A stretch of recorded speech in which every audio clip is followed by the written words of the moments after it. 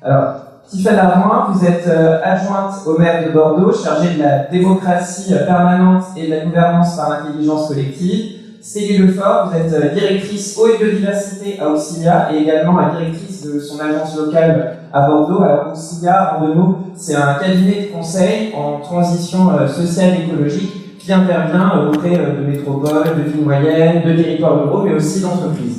Et on est une association de conseil de collectivité qui a été initialement créée pour faire de la recherche-action il y a à peu près plus de 20 ans. Donc on est une dizaine de docteurs au sein de Auxilia. On a un engagement environnemental et social assez fort. On est membre du groupe SOS, qui est le premier groupe français, le groupe organisé sur le groupe de social et solidaire. Parce qu'on est convaincu à Auxilia qu'on ne peut pas faire d'environnement sans agir sur la société et qu'il ne peut pas y avoir de justice environnementale sans justice sociale. Merci. Alors pour commencer, j'aimerais peut-être qu'on parle de la mise en place des démarches de co-construction. Madame Armand, vous travaillez sur l'intelligence collective, donc, et j'imagine que vous ne pouvez pas constamment solliciter les Bordelaises et les Bordelais sur tous les sujets. Alors, quels enjeux vous ciblez et puis comment vous ciblez aussi les temps de co-construction, à quel moment vous allez faire participer les Bordelaises et les Bordelais? Bonjour à tous. Moi, je vais commencer par vous dire que je suis d'abord une citoyenne élue, parce que pour moi c'est très important.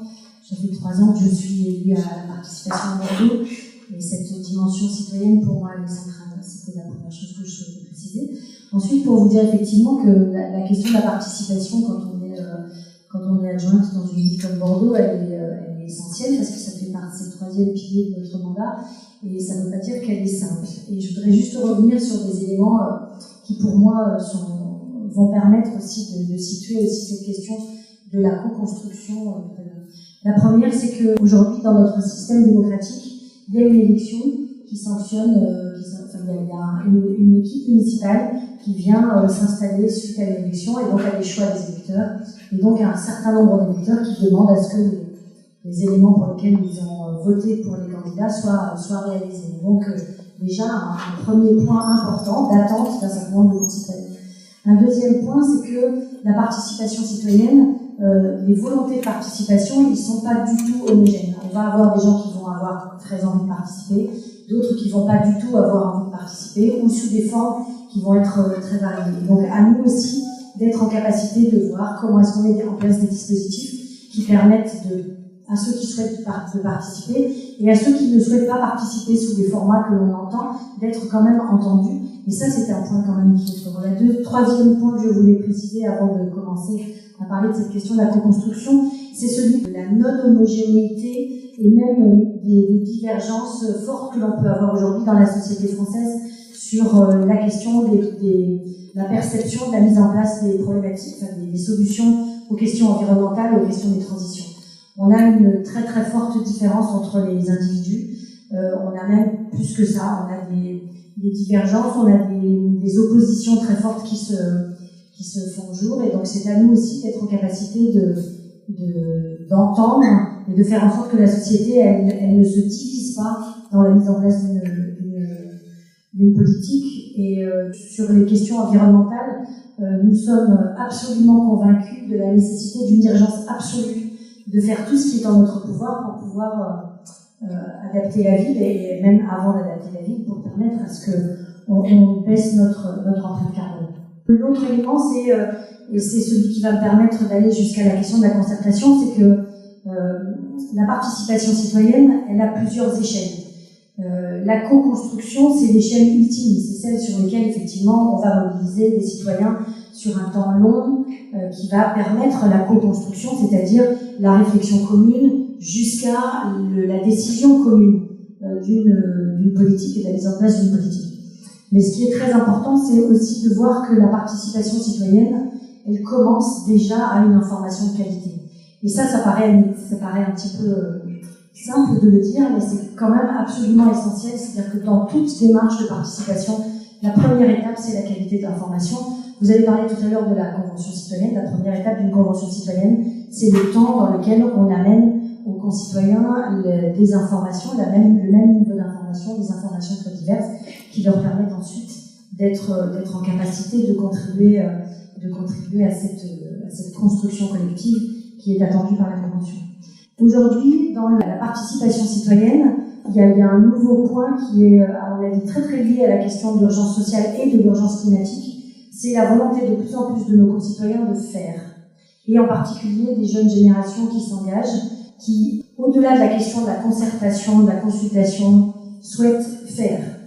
Parce qu'il y a une question d'urgence qui est là et qui est posée, et que la question finalement du temps du débat et du temps de l'action, elle se pose pour un certain nombre d'entre eux.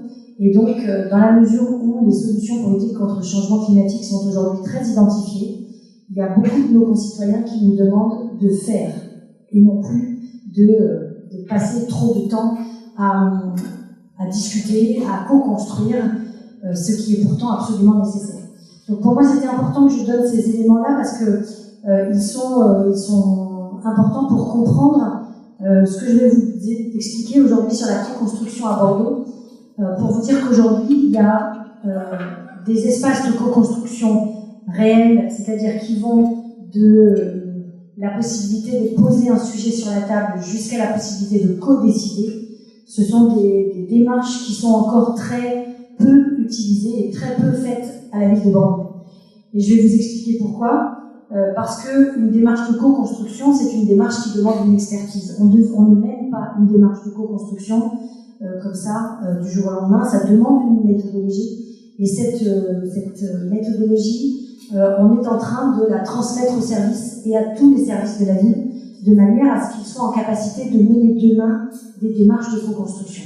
Et ça veut dire qu'aujourd'hui, comme il n'y a pas cette habitude-là, on a peu d'espace dans lequel on co-construit.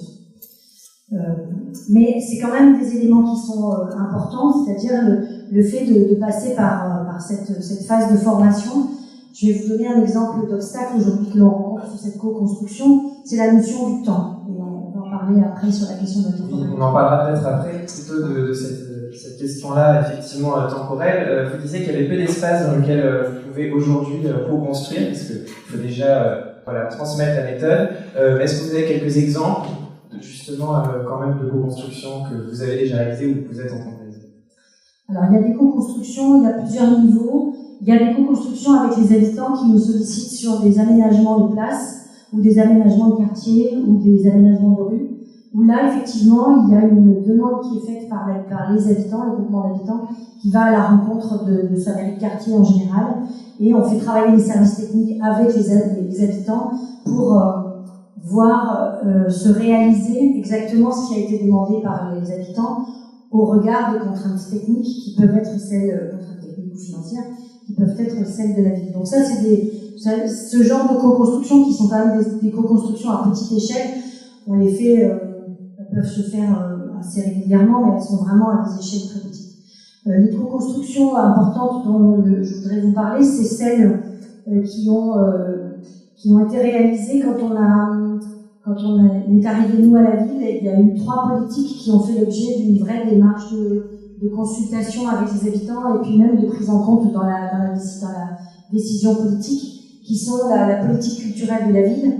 Aujourd'hui, il y a une très grosse partie de la politique culturelle de la ville, de la feuille de route, qui a été directement travaillée, non seulement avec les acteurs de la culture, mais aussi avec les habitants, suite à une démarche assez longue qui a duré à peu près 6 mois et qui continue encore, et qui a permis d'aller à la rencontre des acteurs culturels, de recueillir leurs préoccupations. Il y a eu différents types d'ateliers qui ont été organisés pour ça, jusqu'à être en capacité de traduire et d'inclure ces éléments-là dans la feuille de route aujourd'hui de la culture. Aujourd'hui, nous, on a un contrat démocratique à la ville de Bordeaux qui a été voté en mars 2022, et ce contrat démocratique a été co-construit avec les habitants. C'est-à-dire qu'on a eu aussi des temps, on a eu un premier temps sur lequel on a construit lors d'un atelier la trame, la colonne vertébrale de notre contrat démocratique. Ensuite, il y a eu des rencontres avec différents types d'acteurs de la ville pour essayer de voir comment est-ce qu'on allait remplir ces différentes phases finalement de notre contrat démocratique. Alors simplement peut-être en 2 mots ce que vous appelez un contrat démocratique pour qu'on voit bien. Le contrat démocratique, c'était un engagement que l'on voulait partager avec les habitants et avec les acteurs de la ville de Bordeaux. qui définit justement les engagements que prend la ville, les engagements que prennent les citoyens, les acteurs du territoire, de manière à ce que justement cette ville elle puisse aller vers une pratique démocratique qui soit une pratique démocratique qui monte en qualité. Donc voilà, c'est ça le travail démocratique. C'est un engagement réciproque. Alors c'est difficile, nous c'est beaucoup plus facile pour nous de nous engager. L'engagement qu'on demande aux habitants, c'est effectivement celui déjà de connaître et puis c'est un document qui nous sert de référence sur l'intégralité de nos constructions d'espaces de participation. Merci.